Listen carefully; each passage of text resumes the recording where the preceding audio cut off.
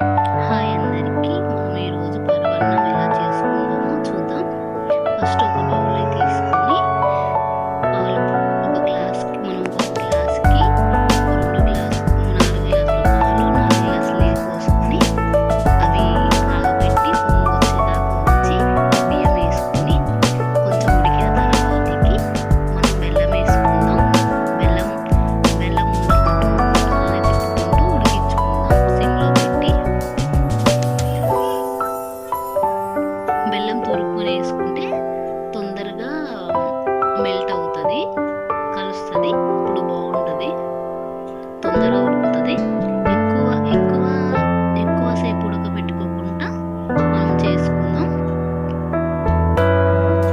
అది మంచిగా కలిసి మనం ఇలాచి వేసుకుందాం. టేస్ట్కి ఇలాచి చాలా బాగుంటుంది, ఫ్లేవర్ టేస్ట్కి బాగుంటుంది. అదొక 2 నిమిషాలు ఇలాచిని వేసుకుని కలుపుకుందాం. ఇందాక చెప్పినట్టే ఎక్కువ ఉడికించుకోకుండా పాలన్నీ ఎక్కువ వేసుకోకుండా మామూలుగా ఉన్నప్పుడే మనం డ్రై ఫ్రూట్స్ వేసుకుని సర్వ్ చేసుకుంటే బాగుంటుంది. పరమాన్నం ఇలా చేసుకుంటే చాలా బాగుంటుంది. దాన్ని లైట్గా ఉడకబెట్టి చేసుకుంటే చాలా బాగుంటుంది. డ్రై ఫ్రూట్స్ వేసేయాలి.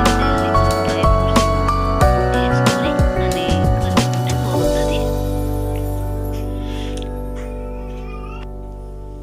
మా పాప చిన్న పాప కాబట్టి కొంచెం మేము బెల్లం తక్కువ వేసుకున్నాం. మీకు ఎక్కువ తినాలనుకుంటే టేస్ట్ కోసం ఎక్కువ వేసుకోండి. ఒక బౌల్లో వేసుకొని సర్వ్ చేసుకొని తింటే పరమాన్నం బాగుంటుంది చాలా.